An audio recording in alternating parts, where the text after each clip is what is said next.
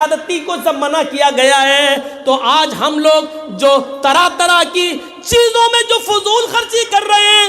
शादी एक कपड़े में हो सकती है, एक कपड़ा लड़के को दे दिया जाए लड़की वालों की तरफ से, और एक ही साड़ी और एक ही कपड़ा लड़की को दे दिया जाए लड़के वालों की तरफ से। शादी एक जोड़े में हो सकती है, लेकिन 20-20 साड़ियां, उधर से 20-20 कपड़े।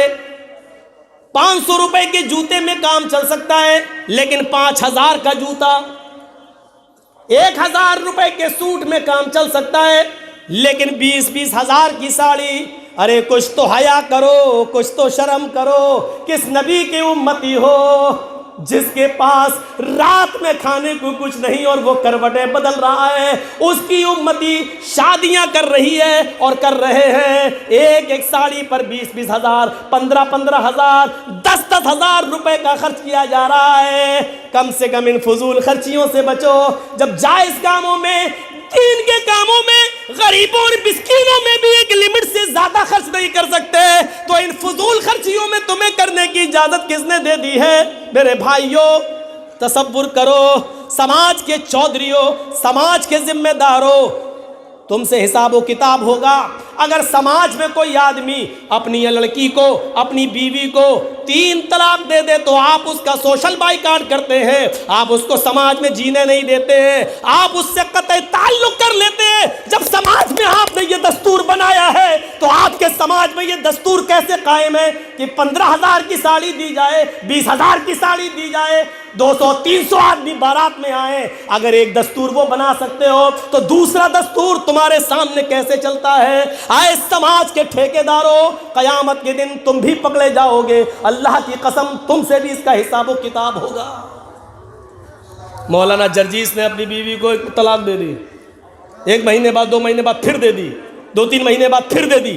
अब समाज कहता नहीं रहने देंगे इन दोनों को, लड़की को अलग कर दो, बीवी को अलग कर दो, साहब इनसे बाइकाट, शादी ब्याह मौत मिट्टी सब खत्म। अगर समाज ये कानून बना सकता है तो समाज ये कानून क्यों नहीं बनाता है कि 200 आदमी बारात में क्यों आएंगे? नहीं, जो आदमी अपनी लड़की की शादी में 200 आदमी बाराती बुलाएगा उस लड़की के बाप को भी बाइकाट किया जाएगा। जो लड़का अपनी शादी में 200 आदमी की बारात लेके जाएगा, हम उस लड़के का भी बाइकाट करेंगे।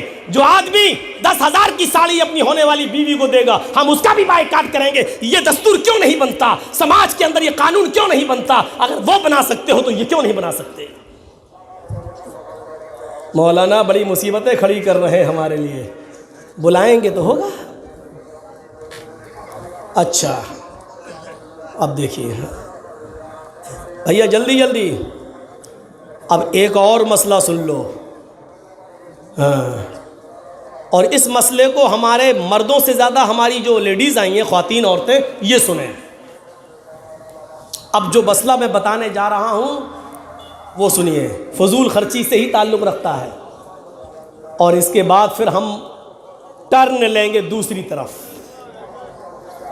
और सुनिए, पानी ठंडा है, कुछ गर्म नहीं मिल जाएगा? थोड़ा सा अगर कहीं गर्म पानी हो तो देख लो।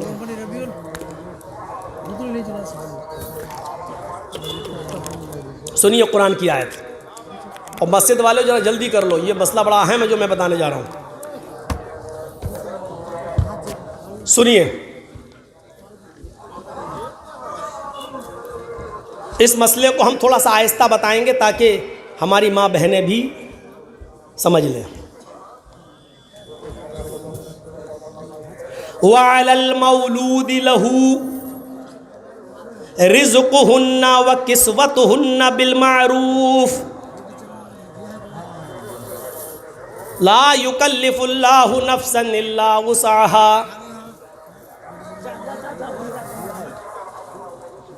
इधर देखिएगा,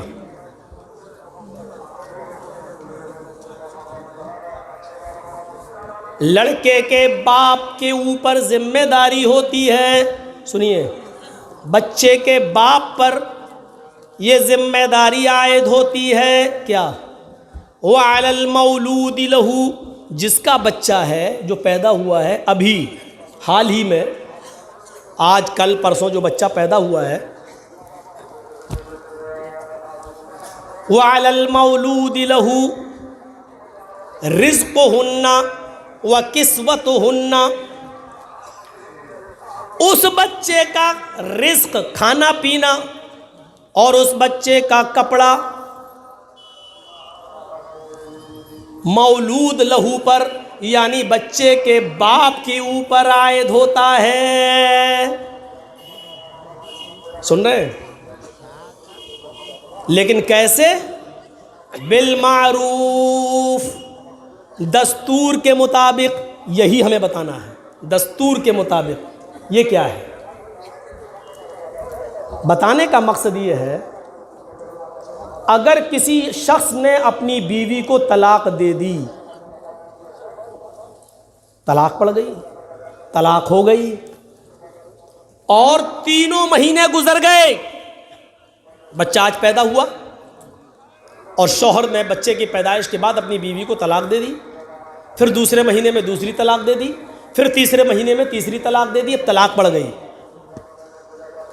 औरत तीसरी तलाक के बाद अपने शौहर पर हराम हो गई।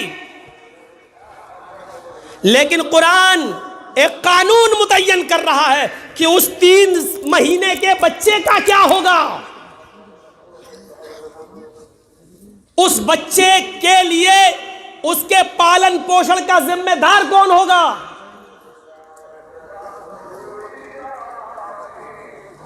कुरान कहता है, यानी अल्लाह रब्बुल आलमीन फरमाता है, रिज़्क़ुहुन्ना व किस्वतुहुन्ना, उस बच्चे का रिस्क, उस बच्चे का खाना पीना यानी दूध जो पी रहा वो, और उसका कपड़ा लत्ता, ये बाप के जिम्मे आयद होता है। और सुनिए, जब तक माँ अपने बच्चे को दूध पिलाएगी तो शौहर को उसके दूध पिलाने की उजरत देना पड़ेगी। शौहर को, अब वो शौहर नहीं रहा इसलिए शौहर नहीं कहा जाएगा, तलाक हो गई, अब कहाँ शौहर रहा। उस आदमी को जो उसके बच्चे को दूध पिला रही है वो उसकी माँ, उस माँ के दूध पिलाने की उजरत उस औरत को देना होगी, और उस औरत को भी उजरत लेने में मना नहीं करना चाहिए, उसको उजरत ले लेनी चाहिए। शौहर को देने में, उजरत देने में, यानी उसका बदल, ये लो इतने पैसे हम तुम्हें देंगे, दूध पिलाओ। शौहर को देने में पीछे नहीं हटना है और औरत को लेने में पीछे नहीं हटना है। शौहर को उस दूध पिलाने की मजदूरी लेना पड़ेगी जो तय कर ले, हम आपके बच्चे को दूध पिलाएंगे, 2 साल तक उसकी जो इद्दत है, जो मुद्दत है दूध पिलाने की, वो हम आपके बच्चे को दूध पिलाएंगे, लेकिन हम इतना रुपया लेंगे। और आदमी को देना पड़ेगा, ठीक है हम इतना रुपया तुम्हें देंगे, दूध पिलाओ। और सुनो, औरत को भी तलाक दे दी, लेकिन दूध पिलाने की उजरत के साथ साथ रिज़्क़ुहुन्ना व किस्वतुहुन्ना, उस औरत के खाने पीने का भी खर्चा और उस औरत के कपड़े का खर्चा भी मर्द को देना पड़ेगा, उस आदमी को देना पड़ेगा, जब तक वो उसके बच्चे को दूध पिलाएगी। मौलाना कहाँ फांस दिया आपने हमें। लेकिन कुरान ने एक रास्ता निकाला, क्या? बिल मारूफ, दस्तूर के मुताबिक, समाज में जो चलन है उस चलन के मुताबिक। औरत अगर दूध पिलाने की उजरत मांगे कि हमें 20,000 रुपए दो तो थोड़ी चलेगा। औरत ये कहे कि हम इतने दिन आपके बच्चे को दूध पिलाएंगे, हमको ये कपड़ा लाओ खरीद के 10,000 की साड़ी, तो थोड़ी चलेगा।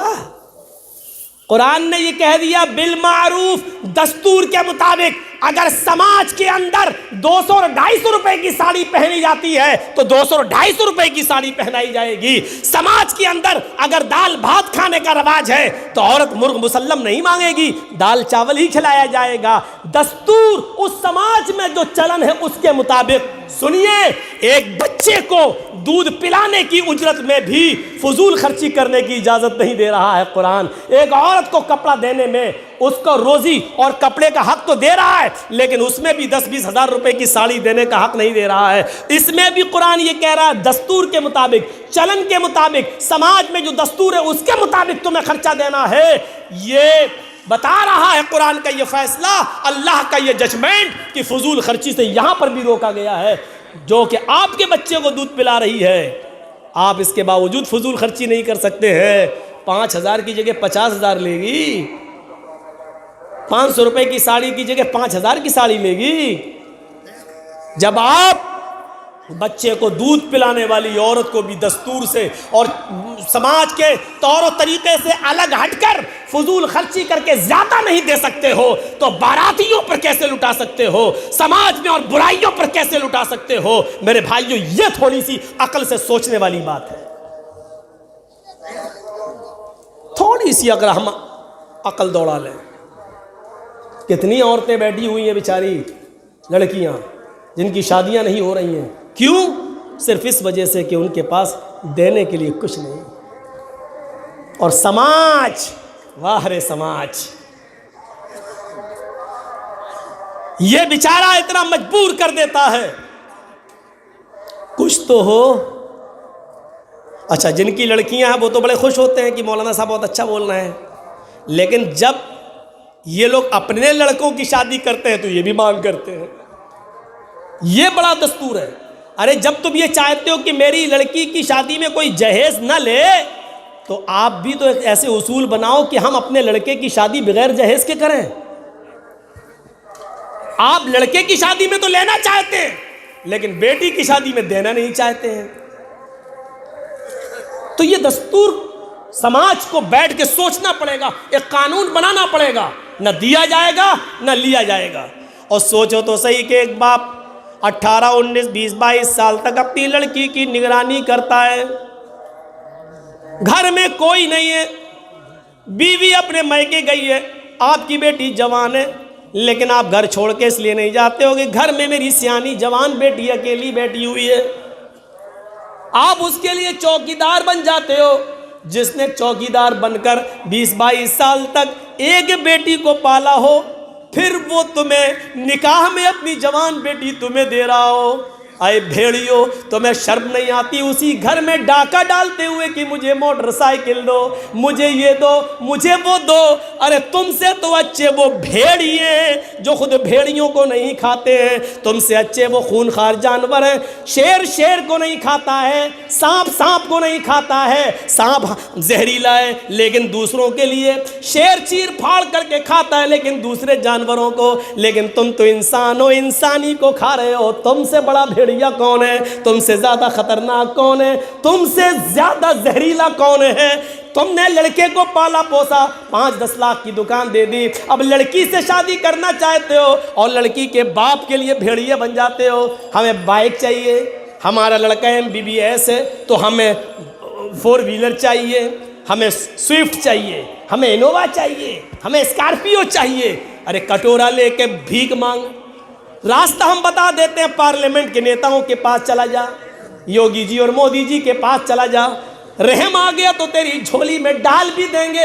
और वैसे भी बीजेपी वैसे ही अपने एजेंटों को तलाश कर रही है और हम ही लोगों में से उसको अपने दलाल मिल भी गए हैं। मेरे भाइयों, हम क्या बताएं और किस तरफ जाएं? हम जाना नहीं चाहते हैं कि इस घर को आग लग गई घर के चिराग से। आए चश्मे अश्क बार जरा देख तो सही, ये घर जो जल रहा है कहीं तेरा घर तो नहीं, ये घर जो जल रहा है कहीं तेरा घर तो नहीं।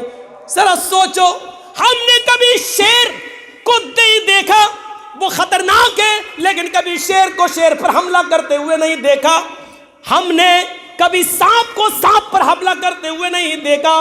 हमने कभी भेड़िए को भेड़िए पर हमला करते हुए नहीं देखा।